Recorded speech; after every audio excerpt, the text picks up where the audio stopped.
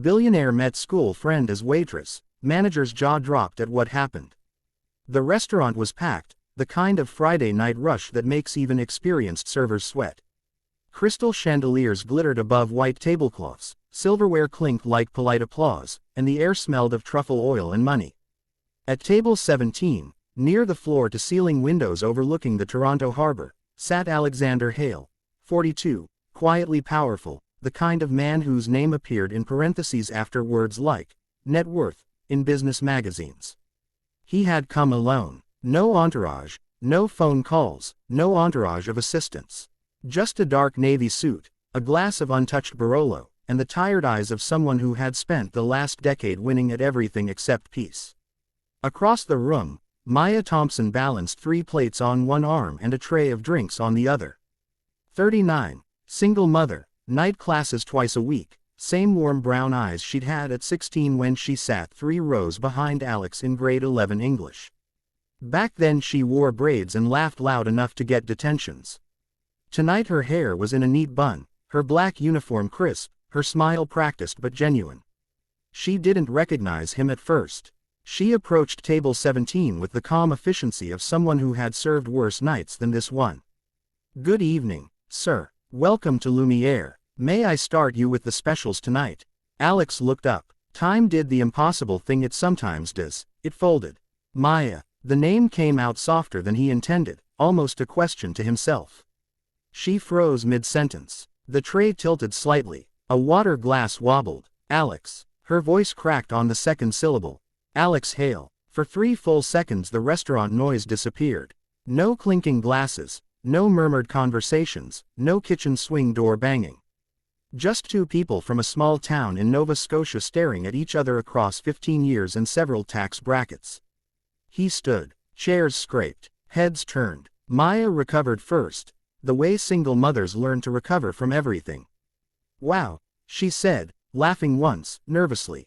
"Small world." "Very small," Alex answered. He was still standing. People don't usually stand when a server approaches their table. She glanced around, suddenly aware of eyes on them. "Your order."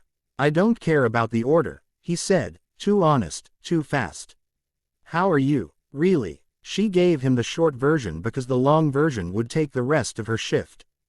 "Good. Busy. Raising a daughter." "You, also busy," he said. "No daughter." Another small laugh from her, this one more real. The manager, Philippe, appeared at her elbow like a heat-seeking missile. He had the sixth sense of someone who had spent 20 years protecting the dining room from anything that might disturb the ambiance. "Maya, is everything all right here?" She nodded quickly. "Everything's fine, Philippe." Old school friend. Surprise reunion. Philippe looked from Maya to the man in the $8,000 suit, then back. His professional smile tightened at the corners. "Of course. Please let me know if you need anything, sir." He retreated, but not far.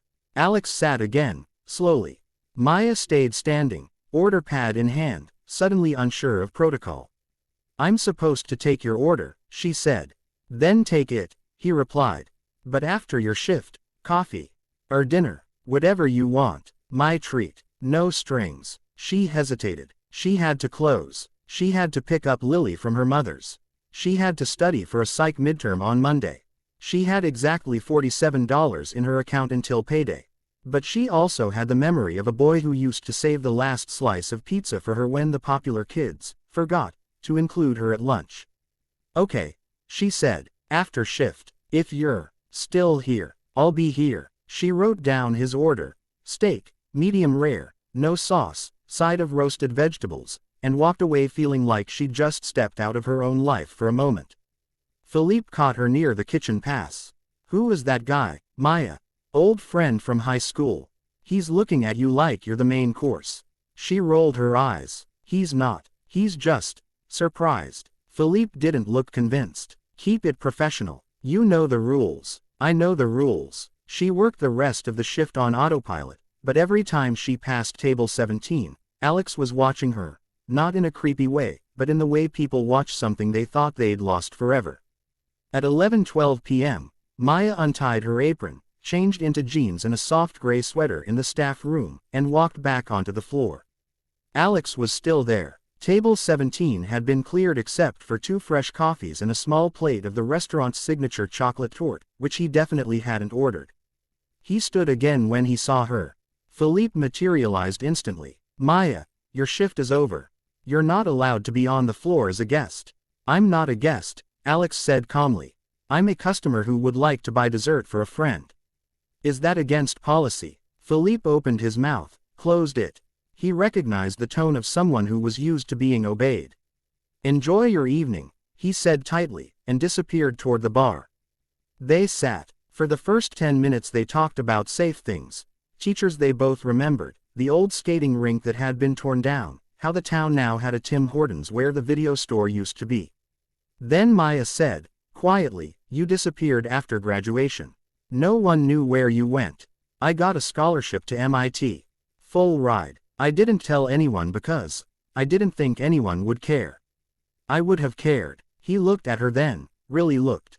"I know that now." Silence stretched, comfortable. "What about you?" he asked. "I saw your name tag says Thompson. You married?" "Was. Divorced 3 years ago. Lily's 8. She's the best thing that ever happened to me." Alex smiled, small and real. "I bet she looks like you. She has my mouth. Your stubbornness would probably suit her better." They both laughed. Then he asked the question she knew was coming. "Are you happy, Maya?"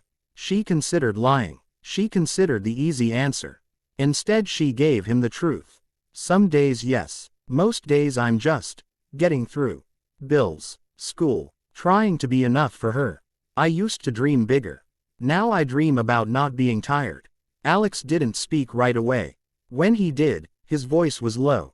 "I have more money than I know what to do with. And I'm tired every day too."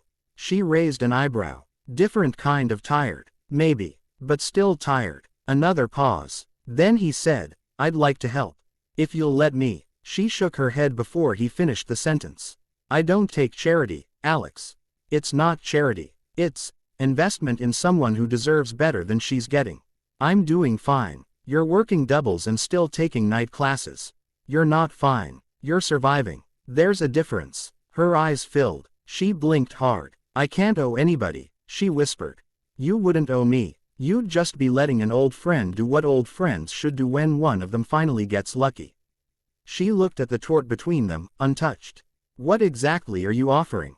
"Tuition paid in full. Whatever program you want. A house. Nothing crazy. Just safe, in a good school district.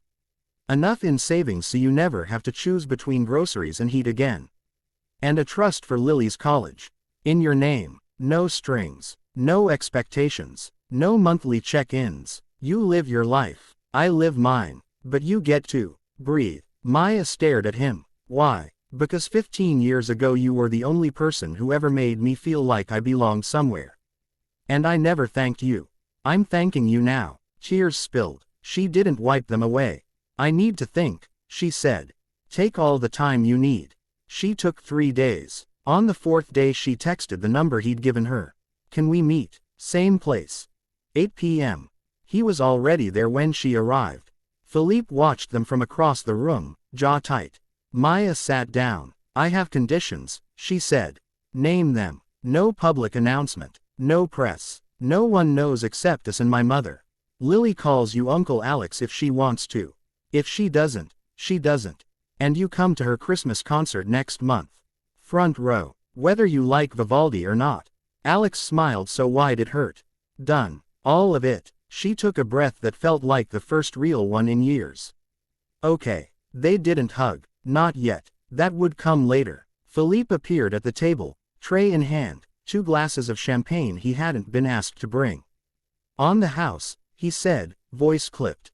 "For old friends." Maya looked up at him, eyes shining.